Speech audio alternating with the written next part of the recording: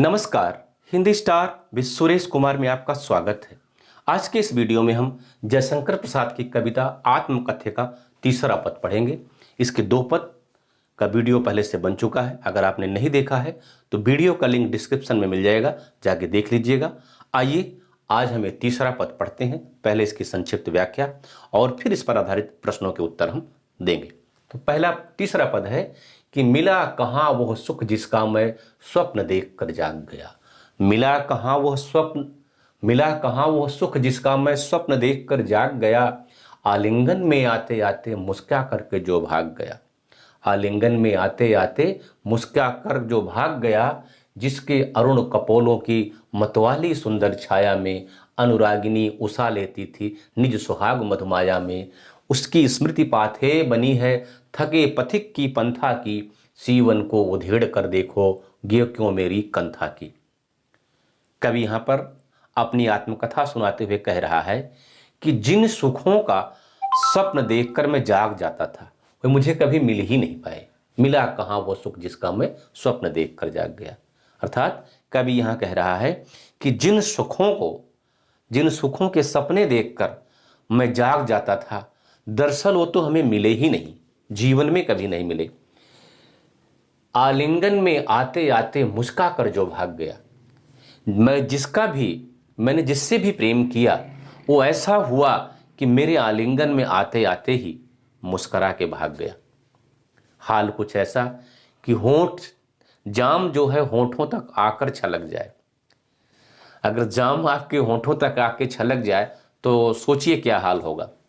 या आप यूं कहिए कि आपको अपनी मंजिल मिलने वाली हो और मंजिल के करीब पहुंच करके मंजिल ना मिल पाए तो कितनी तकलीफ होगी। वो कहते हैं कि शौके बेहद की हकीकत कैफ उससे पूछिए। शौके बेहद की हकीकत कैफ उससे पूछिए जो मुसाफिर थक के बैठ गया हो मंजिल के करीब। जो मुसाफिर थक के बैठ गया हो मंजिल के करीब। तो यहाँ प्रसाद जी का हाल यही है। वो अपनी आत्मकथा सुनाते हुए कहते हैं कि जिन सुखों के सपने देख कर मैं जाग जाता था, दरअसल मुझे कभी मिले नहीं। मैं जिस भी प्रिय को आलिंगन करने हेतु अपनी बाहें आगे बढ़ाता था वो मुस्कुरा कर भाग जाती थी। मेरी कामनाएं कभी सफल ही नहीं हो पाई। दरअसल बात यह है कि यहाँ प्रसाद जी अपनी प्रेमिका के विषय में कह रहे हैं, लेकिन इनका जीवन अगर आप पढ़ेंगे जीवन परिचय में तो इन्होंने तीन शादियां की और तीनों बार इनके गृहस्थी हुई। जब इनकी शादी की गृहस्थी बहुत जल्दी उजड़ गई।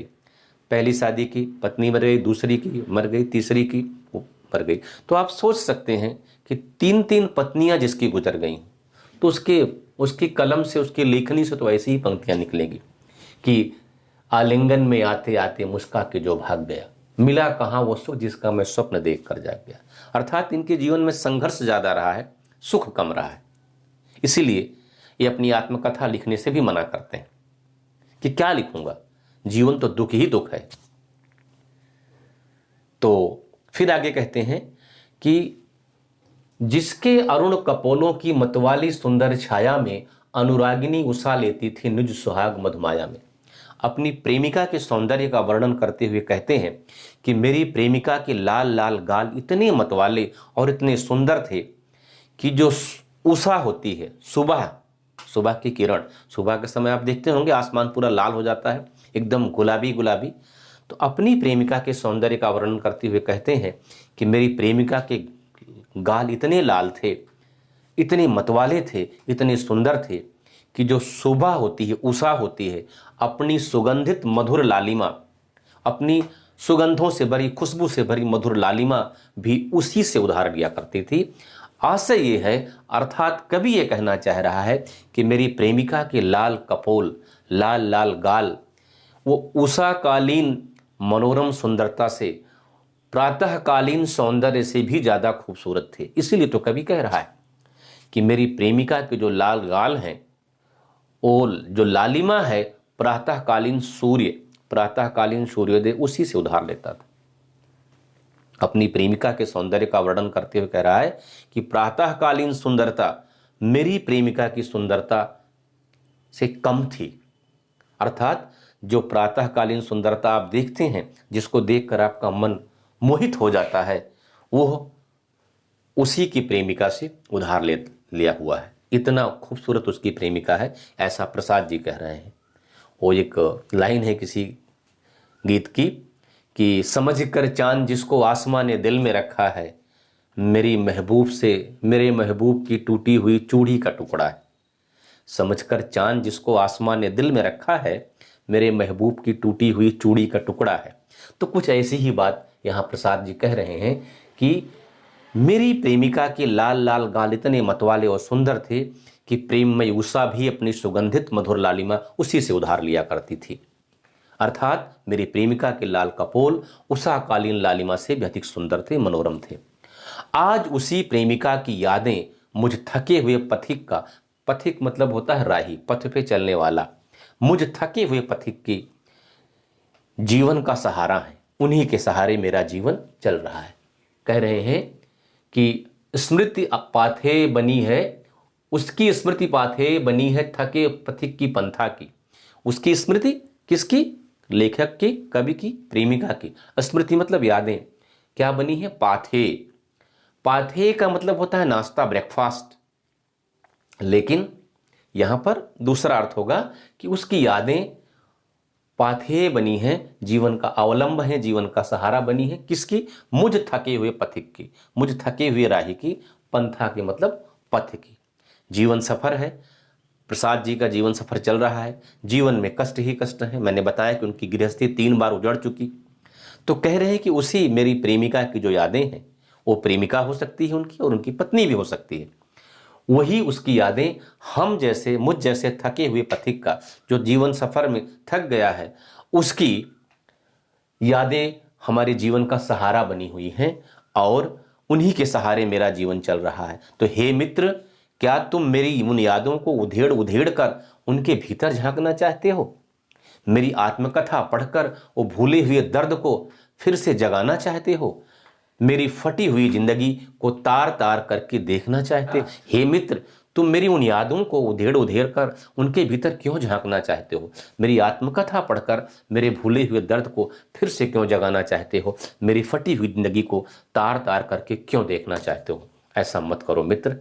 और मैंने पहले ही बताया था कि जो आत्मकथ्य कविता है, आत्मकथा विशेषांक के लिए लिखी जा रही थी, और उसी कसमकस में ये कविता लिखा प्रसाद जी ने, क्योंकि वो आत्मकथा नहीं लिखना चाह रहे थे। क्यों? क्योंकि उनके जीवन में दुख अधिक है, सुख नहीं है, संघर्ष ही है। उनको ऐसा लगता है कि मेरे जीवन में कुछ ऐसा नहीं जो सबको दिखाया जाए, बताया जाए, पढ़ाया जाए। उसी के लिए उन्होंने एक कविता लिख दी कि क्या देखोगे, कुछ तो है ही नहीं मेरा जीवन खुली किताब है, मेरा जीवन कोरा कागज कोरा ही रह गया। कवि किस सुख की बात कर रहा है? पहला प्रश्न है कि कवि किस सुख की बात कर रहा है। तो इस प्रश्न का उत्तर यह है कि कवि इसमें अपने प्रणय सुख की, अर्थात जो उसने प्रेम किया है, अपनी प्रेमिका के साथ जो उसने समय गुजारा है, उसकी बात कर रहा है। प्रिय का सपनों में आना, बाहों में आते आते मुस्कुरा के भाग जाना, प्रिय के, उसकी प्रेमिका के लाल लाल गाल उसके प्रणय सुख की ओर, अर्थात कवि के प्रेम सुख की ओर संकेत करते हैं, उसी ओर इशारा करते हैं। अगला प्रश्न है, थके पथिक की पंथा किसके लिए प्रयुक्त हुआ है? तो उत्तर है, थके पथिक की पंथा कवि के लिए प्रयुक्त हुआ है, कवि जयशंकर प्रसाद के लिए प्रयुक्त हुआ है। क्यों प्रयुक्त हुआ है? क्योंकि कवि ने अपने जीवन में अनेक कष्ट उठाया है, अनेक मौतें देखी है। स्वयं कवि की 3 पत्नियां मर गईं, कवि की गृहस्थी 3 बार उजड़ी है, दाम्पत्य जीवन 3 बार उजड़ा है। इसलिए कवि अपने आप को थका हारा यात्री मान चुका है, और हारे हुए यात्री की भांति अपना जीवन गुजार रहा है। इसलिए वो आत्मकथा नहीं लिखना चाहता है। अगला प्रश्न, कवि सीवन को उधेड़ कर देखना किसे कह रहा है? तो कवि ने सीवन को उधेड़ कर देखना आत्मकथा लिखने को कहा है। जिस प्रकार से किसी गुदड़ी में, किसी कथड़ी में अगर सीवन को उधेड़ देंगे तो देखें तो वहां कुछ नहीं, सिर्फ चिथड़े मिलेंगे, कपड़ों के पुराने, फटे पुराने। वैसा ही कवि का जीवन है। वो कहता है, अगर मैं आत्मकथा लिखूंगा तो मेरा जीवन वैसे होगा जैसे किसी गुदड़ी के, किसी कथरी के सीवन को उधेड़ दिया जाए तो चिथड़े मिलेंगे। वैसे ही हमारा जीवन के जो सुख होगा वो चिथड़े टाइप का होगा, चिथड़ों के रूप में होगा, कुछ है नहीं।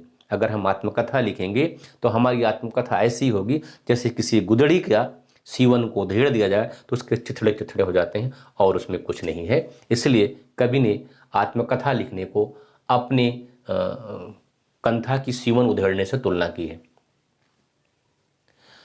कंथा से कवि का क्या आशय है? अगला प्रश्न है कि कंथा से कवि का क्या आशय है? तो कंथा से कवि का आशय है गुदड़ी। मैं जो बता रहा हूं कि कंथा गुदड़ी को कहते हैं, जो गरीब लोग सिल्क के पुराने कपड़ों से बनाते हैं बिछाने के लिए। और यहां कंथा का एक आशय नगण्य जीवन है। कवि यही यहां कहना चाह रहा है कि मेरा जीवन उस कंथा की तरह है जिसकी सीवन को उधेड़ दो तो वहां कुछ नहीं मिलेगा। तो कंथा का से गुदड़ी से है या कवि के नगण्य जीवन से है, जिसका कोई बहुत बड़ा मोल नहीं है, जिसके लिए कोई आत्मकथा लिखने की जरूरत नहीं है। कवि यहां कहना चाहता है कि मैं कोई इतना महान नहीं हूं। यहां कवि की विनम्रता यहां झलक रही। अगला प्रश्न है प्रेयसी के सौंदर्य की। कवि अपने प्रेयसी के सौंदर्य की प्रशंसा किस प्रकार करता है? तो मैंने व्याख्या में बताया कि कवि अपने प्रेयसी के सौंदर्य की तुलना उषाकालीन सुंदरता से, जिस प्रकार कवि कहता है कि मेरी जो प्रेमिका है उसके जो लाल लाल गाल हैं, लाल लाल कपोल हैं, उसी से उषाकालीन सुंदरता, प्रातःकालीन सुंदरता ने वो लाली वहीं से उधार लिया है, मेरी प्रेमिका के गालों से। अर्थात कवि ये कहना चाहता है कि मेरी प्रेमिका के गाल उषाकालीन सुंदरता से भी ज्यादा लाल हैं। अर्थात कवि यहां दिखाना चाहता है कि मेरी प्रेमिका का सौंदर्य, मेरी प्रेयसी का सौंदर्य किसी भी सुंदरता से ज्यादा महान है, ज्यादा बड़ा है। यहां तक कि सूर्य की प्रातःकालीन आभा, प्रातःकालीन सुंदरता भी मेरी प्रेमिका की गालों की लाली को लजा नहीं सकती है। मेरे प्रेमिका के गालों की लाली प्रातःकालीन सूर्य की लाली से भी तेज है। स्मृति को पाथेय बनाने से कवि का क्या आशय है? तो स्मृति को पाथेय बनाने का आशय यह है कि कवि अपना शेष जीवन, बचा हुआ जीवन अपनी प्रेयसी के, अपनी प्रेमिका की यादों के सहारे गुजार देना चाहता है। उसे और किसी चीज की जरूरत नहीं है। वीडियो अच्छा लगा हो तो लाइक, कमेंट, शेयर और सब्सक्राइब कर दीजिएगा। तब तक के लिए जय हिंद, वंदे मातरम।